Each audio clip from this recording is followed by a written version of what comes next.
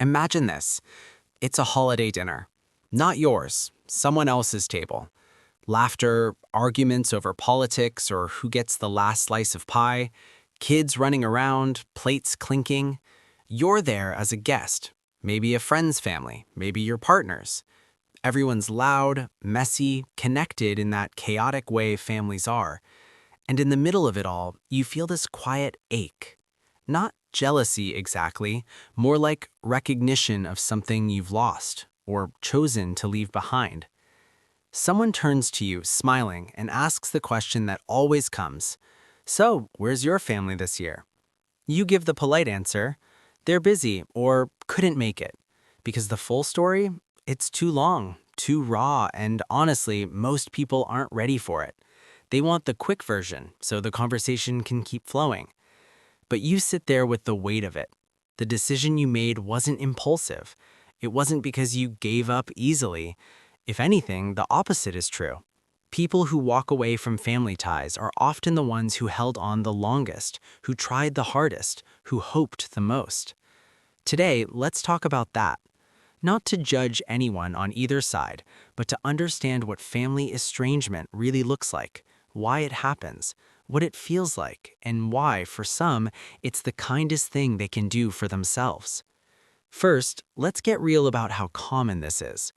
Research shows that a large number of adults, estimates range from about 1 in 4 to nearly 40% in some recent polls, experience estrangement with at least one close family member at some point.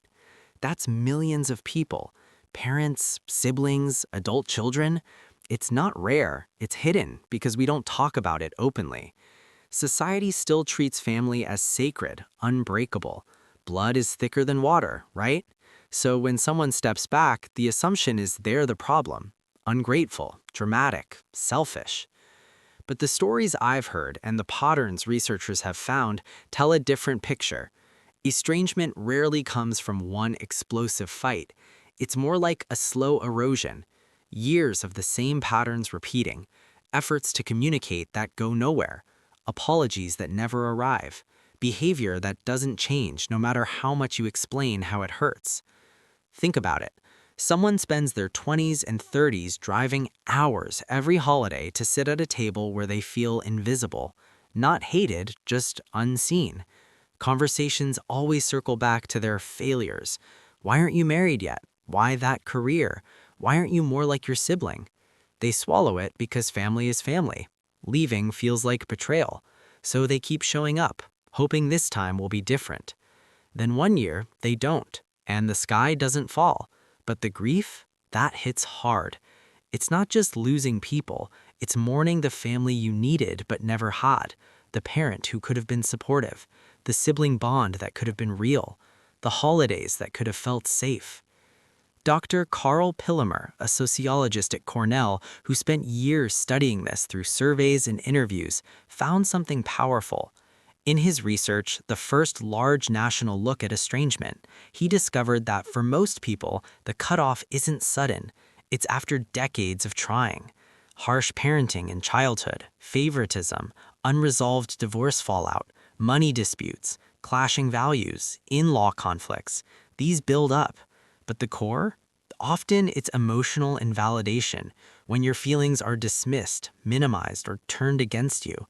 You're too sensitive. That's just how we are. Get over it. That drip, drip, drip wears you down. It changes how you see yourself. You start believing your needs are too much, that asking for respect is selfish. Over time, staying costs more than leaving. Your mental health, your peace, your ability to show up fully in other relationships, it all erodes. Walking away isn't giving up. It's choosing which pain to carry, the pain of a broken system or the pain of rebuilding alone. Now, let's talk about what comes after, because estrangement isn't clean, it's layered. There's grief, deep, recurring grief. You mourn on birthdays you no longer celebrate together. You see someone who looks like your parent in a crowd and your heart caves. If you have kids, explaining why one side of the family isn't around, that's heavy. Then there's the guilt. Oh, the guilt. Even when you know the reasons were valid, that voice whispers, maybe you should have tried harder, forgiven more, needed less. Society reinforces it. Family is everything, so you feel like the villain in your own story. But here's the thing. Guilt doesn't mean you were wrong. It means you cared, deeply. People who don't care don't feel guilty. They just vanish. The ones who grieve, who second guess, who sit at someone else's table wondering if they did the right thing, those are the people who loved enough to feel the loss. And then something unexpected happens for many. Relief.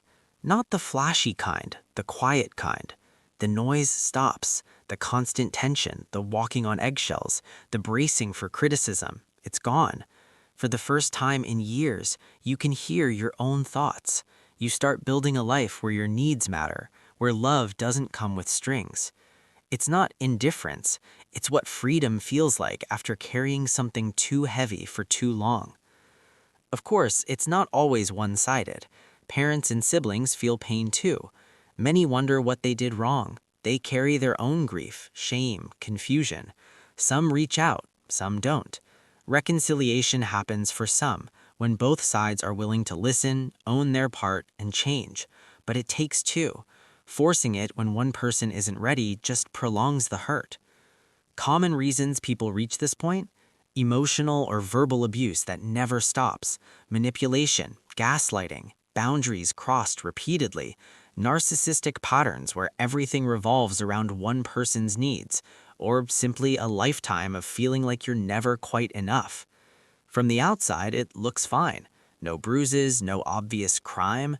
So people say, but they're family, just talk it out. But when talking has been tried 1,000 times and nothing shifts, what then? It's not about drama, it's about survival, protecting your nervous system from constant invalidation, choosing mental health over obligation. So, if any of this resonates, if you're the one who's walked away, or you're on the other side wondering why, or you're somewhere in between still deciding, know this: you're not alone, not even close. Estrangement isn't the easy path, it's one of the hardest. It means choosing yourself when everything you've been taught says that's wrong. But sometimes the most loving thing you can do is set boundaries that honor your worth, not out of hate, but out of self-respect. And for those still carrying the weight, you're allowed to want more than survival. You're allowed peace. You're allowed relationships that see you, hear you, and value you. If this hit home, share it with someone who might need it, or just sit with it, reflect. You're not broken for feeling this way. You're human. Thanks for listening. If you want more deep dives into family dynamics, healing, boundaries, and the psychology behind it all, stick around, subscribe, hit the bell, join the community if you want to support these conversations. More coming soon. Take care of yourself out there. You deserve it.